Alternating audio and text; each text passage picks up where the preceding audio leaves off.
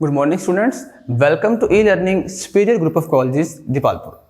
Students, हम discuss कर रहे थे लास्ट टाइम डेफिनिट इंटीग्रल। हमारे पास कोर्स का नाम है basic mathematics for chemistry students. तो स्टूडेंट्स, हमारे पास लास्ट टाइम हमने कुछ डिस्कशन की थी डेफिनिट इंटीग्रल को सॉल्व करने के हवाले से।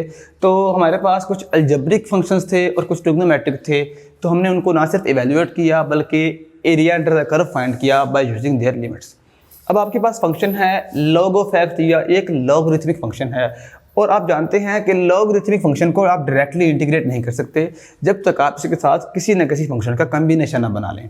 लाइक आपने 3.4 में एक कुछ टाइप के क्वेश्चन पढ़े थे जब आप इंटीग्रल को सॉल्व करते थे by using integration by parts method.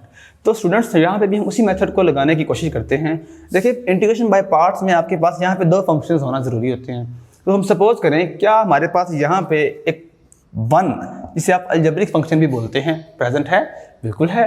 अब आपके पास यहाँ पे दो फंक्शन हैं, तो आप इंटीग्रेशन बाय पार्ट्स में दो फंक्शंस को कैटेगराइज करते हैं, किस फंक्शन को आपने पहली पोजीशन पे लेना है और किस फंक्शन को आपने सेकंड पोजीशन पे लेना है। तो थोड़ा रिवाइज कर लेते हैं कि इंटीग्रेशन बाय पार्ट्स में हमने किस तरह सॉल्व किया था। आप यहाँ पे नाम देते हैं, एक फंक्शन को बोलते हैं ये मेरा फर्स्ट फंक्शन है और सेकंड फंक्शन को बोलते हैं ये मेरा सेकंड फंक्शन है। अकॉर्डिंग टू डिफरेंट आपके पास क्राइटेरिया होते हैं कि आप बताते हैं कि कौन सा फंक्शन पहली पोजीशन पे आएगा, कौन सा सेकंड पोजीशन पे आएगा। तो अगर सपोज कर रहे हैं हमारा ये फंक्शन फर्स्ट है और ये सेकंड है, हमने इसको किस तरह सॉल्व किया था? हमने बोला था पहला फंक्शन आपके पास एज इट इज़ और सेकंड की इंटीग्रेशन माइनस, यहाँ पे आप लेते हैं फर्स्ट फंक्शन का डेरिवेटिव और अगेन सेकंड की आप लेते हैं इंटीग्रेशन। ये आपके पास एक मेथड था जब भी आपने दो फंक्शंस को बाय पार्ट्स इंटीग्रेट करना हो। अब हम अगर इनको नाम दें, हम बाय यूजिंग आई लेट, ये हमारा फर्स्ट फंक्शन हो गया और ये हमारे पास सेकंड फंक्शन हो गया। आप इस पोजीशन को जानते हैं कि किस पोजीशन के तहत मैंने इसको फर्स्ट फंक्शन बोला है और किस पोजीशन के तहत मैंने इसको सेकंड फंक्शन बोला है। अब आपके पास मेथड क्या होता है? सिंपली आप लेते हैं first function as it is, then second की आपने करनी है इंटीग्रेशन। अब इंटीग्रेशन आपने करनी है तो आपके पास लिमिट्स आपके पास क्या हैं? 1 से लेके 2 तक। देन आप माइनस का साइन लगाते हैं, इंटीग्रल आपके पास एज इट इज़, देन आप लेते हैं फर्स्ट फंक्शन का डेरिवेटिव। तो डेरिवेटिव को आप डिनोट करते हैं d/dx से, और अगेन आप इंटीग्रेशन करेंगे ऑफ सेकंड फंक्शन की, और देन आपके पास d ऑफ x। लिमिट आपके पास अगेन वही आ जाएंगी 1 से लेके 2 तक। स्टूडेंट्स, हम जानते हैं ये आपके पास एज इट इज़ आ जाएगा, जिस तरह हमने लास्ट क्वेश्चन में डिस्कस किया कि x का डेरिवेटिव अगर आपके पास 1 है तो 1 की इंटीग्रेशन आपके पास x आ जाएगी। तो 1 की इंटीग्रेशन आपके पास x आ गई, लिमिट आपके पास यहाँ पे 1 से लेके 2। तो अगेन हमें देखें, अब हमें निकालना है डेरिवेटिव log x का। हम जानते हैं जो भी फंक्शन लॉगरिथमिक हो, log के अंदर हो, उसका डेरिवेटिव आप क्या लेते हैं? Simply reciprocal of 1। तो ये log x है, x का log है, तो रेसिप्रोकल ऑफ 1 क्या आ जाएगा? x। और यहाँ से हमने निकालनी थी इंटीग्रेशन 1 की इंटीग्रेशन आपके पास होती है x, और साथ में आपके पास आ गया dx, और लिमिट आपके पास क्या है? अगेन 1 से लेके 2। स्टूडेंट्स, 1 से x आपके पास कैंसिल हो जाएगा। यहाँ से हमें क्या मिलेगा? Natural log of x into, अब अपर लिमिट आपके पास x की जगह पे 2 आ जाएगा, माइनस लोअर लिमिट आपके पास 1 आ जाएगा माइनस। अब यहाँ पे आपके पास x है तो x कैंसिल हो गया, लिमिट आपके पास है 1 से लेके 2, और अंदर आपके पास फंक्शन रह गया 1 और dx। देन आपके पास ये क्या आ जाएगा? Natural log x as it is. 2 - 1 आपके पास होता है सिंपली 1, तो 1 को आप इधर लिखें या उधर लिखें, नो इशू। 1 की इंटीग्रेशन आपके पास अगेन क्या आ गई? x, और लिमिट आपके पास अगेन 1 से लेके 2।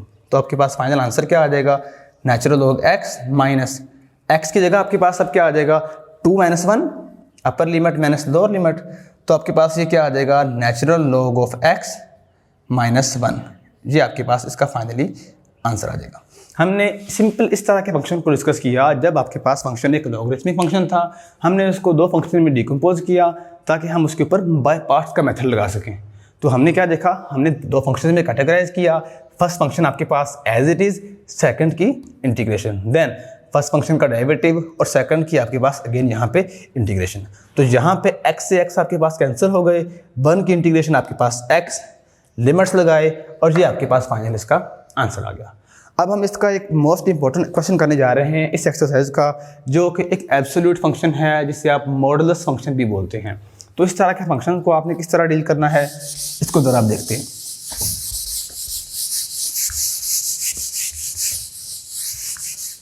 स्टूडेंट्स क्वेश्चन नंबर हमारे पास है 22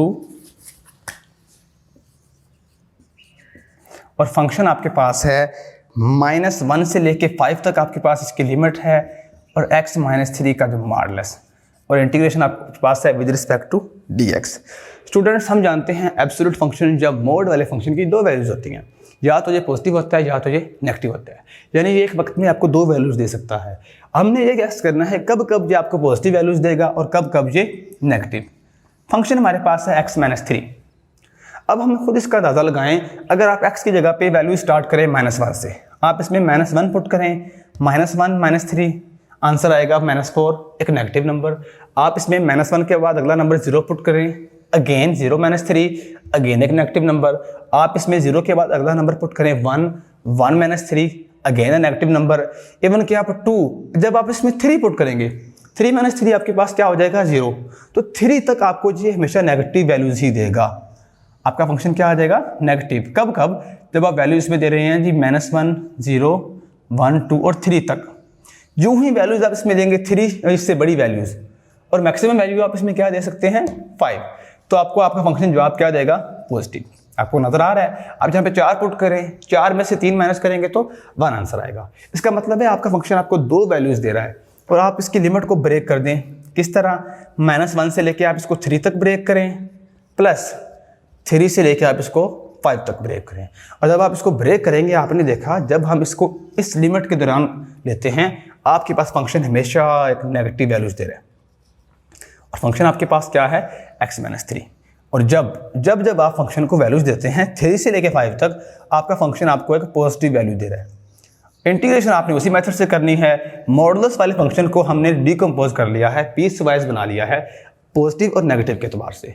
अगर आप इस नेगेटिव को अंदर मल्टीप्लाई करें, आपके पास ये बन जाएगा, ये 3 माइनस का था प्लस हो जाएगा, ये आ जाएगा 3 - x इंटू dx प्लस। इसे आप सॉल्व कर दें 3 से लेके 5 तक, integration with respect to x -3 into 3 constant आप बाहर निकाल लें, लिमिट आपके पास है 3 से लेके 5 तक और dx। यही प्रोसीजर आप यहाँ पे करेंगे, बस फ़र्क आपके पास यहाँ पे लिमिट्स का आएगा। तो ये आपके पास क्या आएगा -1 से लेके 3 dx -1 से लेके 3 x dx। यहाँ पे हम फंक्शंस को इंटीग्रेट करेंगे। x को जब आप इंटीग्रेट करेंगे, x आपके पास, x का डेरिवेटिव आपके पास 1 है। इसकी इंटीग्रेशन आप जानते हैं, पावर में एक इजाफा करें, वही पावर नीचे, तो ये आपके पास क्या आ जाएगा x²/2 और लिमिट आपके पास है 3 से लेके 5 -3 आपके पास है कांस्टेंट नंबर है, x का डेरिवेटिव 1, तो 1 की इंटीग्रेशन आपके पास x, लिमिट आपके पास क्या आ जाएगा 3 से लेके 5। अगेन स्टूडेंट्स हम देखेंगे यहाँ पे यही प्रोसीजर आप यहाँ पे करेंगे। 1 की इंटीग्रेशन आपके पास क्या आ जाएगी x, लिमिट आपके पास क्या है -1 से लेके 3, और यही प्रोसीजर हम देखें x की इंटीग्रेशन आपके पास x²/2 -1 से लेके आपके पास ये आ गया 3 प्लस। अब हम इसके ऊपर लिमिट्स लगाएंगे। लिमिट आप लगाते हैं वेरिएबल की पोजीशन पे, तो ये आपके पास 1/2 तो कांस्टेंट नंबर है, आप बाहर ले लें। पहले आपके पास क्या आ जाएगा अपर लिमिट है 5, तो 5 का स्क्वायर, देन आपके पास क्या आ जाएगा लोअर लिमिट 3 का square -3 into upper limit minus lower limit. इसी क्वेश्चन को हम जरा आगे प्रोसीड करेंगे, जहां पे हमें क्या वैल्यूज देगा कि आपके पास ये 3, अब अपर लिमिट पहले आप अप्लाई करेंगे, वो आपके पास x की जगह पे 3 minus into lower limit -1/2, upper limit आपके पास क्या आ जाएगा 3 का स्क्वायर माइनस लोअर लिमिट आपके पास यहाँ पे है -1, तो ये -1 की पावर आ जाएगी 2 प्लस आपके पास 1/2 एज इट इज, 5 का स्क्वायर आपके पास होता है 25 -9 -3 इंटू 5 - 3 ये आपके पास देता है आपको 2। इसका हम फाइनल आंसर निकालने जा रहे हैं, तो ये आपके पास आ जाएगा 3 इंटू माइनस प्लस, ये आ जाएगा 3 + 1 आपके पास आ गया 4 माइनस हाफ ऑफ, ये आपके पास आ जाएगा 3 का स्क्वायर होता है 9 माइनस -1 का square just 1 plus half of 25 - 9 आपके पास दिस इज 16 -6। तो अब हम इसका निकालेंगे फाइनल आंसर, तो 4 3 आपके पास आ जाएगा 12, माइनस 9 माइनस 1 होता है 8, 8 over 2 this is 4 plus 2 divided by 16 this is equal to 8 minus 6। तो 12 प्लस 8 आपके पास आ जाएगा जी 20, माइनस 4 और minus 6 this is just minus 10। तो आपके पास फाइनल आंसर आ जाएगा 10। और जब भी आप डेफिनेट इंटीग्रल सॉल्व करेंगे, क्योंकि आप जानते हैं डेफिनेट इंटीग्रल और कुछ नहीं बल्कि एरिया अंडर द कर्व होता है, तो आपके पास एरिया का यूनिट होता है स्क्वायर यूनिट्स। स्टूडेंट्स, अब हम इसकी एक और एग्जांपल सॉल्व करने जाएंगे जो कि आपके पास सॉल्व होगी बाय यूजिंग सब्स्टिट्यूशन मेथड। मैं आपको मेथड का आइडियोलॉजी बताऊंगा, क्वेश्चन आप खुद सॉल्व करेंगे, क्योंकि हम इसके इंटीग्रेशन को सॉल्व करने के डिफरेंट मेथड्स हमारे पास हैं। तो ज़रा आपको सब्स्टिट्यूशन से समझाने की मैं कोशिश करूँगा। तो क्वेश्चन नंबर हम इसका अब सॉल्व करेंगे 29।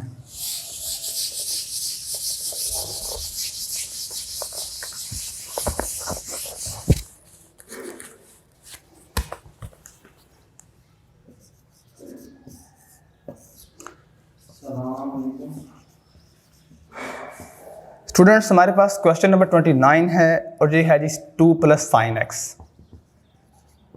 अब हम जानते हैं इस तरह के क्वेश्चन को आप डायरेक्टली सॉल्व नहीं कर सकते। आपने फंक्शन को अपनी रूटीन के मुताबिक कोई ना कोई सब्स्टिट्यूशन करनी है ताकि आपका क्वेश्चन एक सिंपल फॉर्म में आ जाए। अब आप जानते हैं इस तरह के फंक्शन को आप डायरेक्टली इंटीग्रेट नहीं कर सकते, तो आप क्या करेंगे, आप इसमें कोई स्विचेबल सब्स्टिट्यूशन करेंगे। आप सपोज करेंगे यहाँ पे फॉर एग्जांपल आप इसमें कोई नया वेरिएबल इंट्रोड्यूस करवाएं t या u। अगर हम बोलते हैं हमारे पास जो वेरिएबल u है, आप उसको लेट सपोज करें sin x ले लें। ऐसा करने से क्या होगा, आप जब इसको आप डेरिवेटिव लेंगे तो आपके पास जो du आएगा वो क्या आ जाएगा जी cos x एंड dx। अब हमारे पास डेफिनेट इंटीग्रल में कोई ना कोई लिमिट मौजूद होती है, तो आपके पास यहाँ पे लिमिट है π/6 से π/2 तक।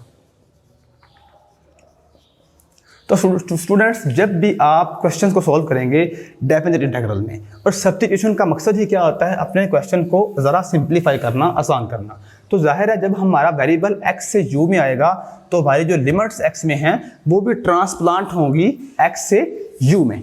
अब हमारे पास फंक्शन क्या था, u is equal to sine x. पहले हम ज़रा फंक्शन को बनाते हैं, देन हम उसकी लिमिट्स को जस्टिफाई करेंगे। तो स्टूडेंट्स, हमारे पास देखें इंटीग्रल आपके पास क्या बनेगा, ये आपके पास था cos x dx, ये पूरे का पूरा आपके पास पोर्शन आता है du के इक्वल।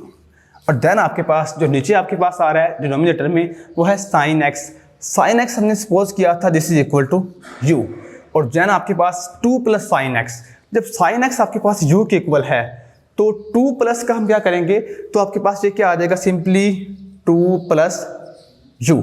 और देन आपके पास अब जहाँ तक क्वेश्चन प्रोसीड हो गया, सवाल आता है क्योंकि आपके पास ये एक डेफिनेट इंटीग्रल है, तो डेफिनेट इंटीग्रल की आपके पास लिमिट्स यहाँ पे होनी चाहिए। लेकिन लिमिट आप ये यूज़ नहीं कर सकते हैं क्योंकि आप एक वेरिएबल x से वेरिएबल u में आ गए हैं, और जब आप वेरिएबल u में आए हैं तो आप u की लिमिट्स इस्तेमाल करेंगे। तो u की लिमिट्स कहाँ से आएंगी, अब हम उनको ज़रा निकालते हैं। जब देखें हमारे पास एक लोअर लिमिट है, एक है अपर लिमिट। जब आपके पास lower limit x is equal to है π/6, आप इस इक्वेशन नंबर 1 में वैल्यूज यूज़ करें ताकि आप u की वैल्यूज निकाल सकें। जब आप यहाँ पे π/6 पुट करेंगे तो आपके पास क्या आ जाएगा, u is equal to sine π/6, और आप जानते हैं साइन 30 आपके पास होता है 1/2। देन अब आप अपर लिमिट इस्तेमाल करेंगे, अपर लिमिट आपके पास है π/2, then u is equal to क्या आ जाएगा, साइन 90 या sine π/2, this is equal to 1। अब आपके पास ना सिर्फ इंटीग्रल x से u में आ गया है बल्कि उसकी लिमिट्स भी आपके पास u में आ गई हैं। तो लोअर लिमिट आपके पास क्या आ जाएगा, 1/2, और अपर लिमिट आपके पास क्या आ गया, 1।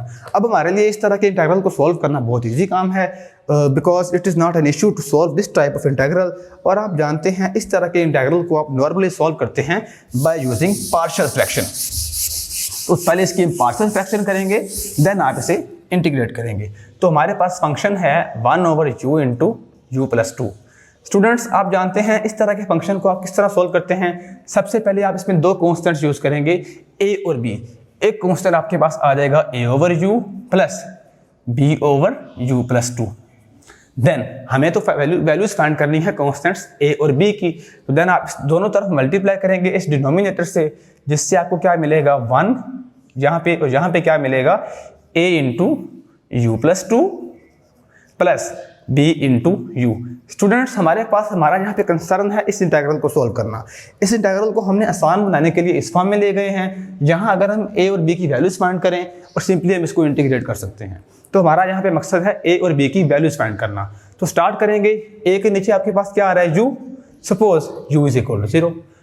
आप इस इक्वेशन में, इसको आप इक्वेशन नंबर ए का नाम दे दें, आप u की जगह पे 0 पुट करेंगे। जैसे ही आप u की जगह पे 0 पुट करेंगे, आपके पास यहाँ पे 0 हो जाएगा। Then 1 is equal to a into 0 plus 2, this is 2। यहाँ से हमें a की वैल्यू क्या मिलेगी, 1/2। एक कांस्टेंट की वैल्यू आ गई।